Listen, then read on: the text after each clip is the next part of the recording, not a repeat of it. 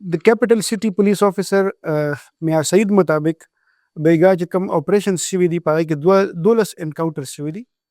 په 12 انکاونټرز کې 6 کسان چې دي دا مړه شوي دي او 8 چې دی زخمي نیولی شوي دي.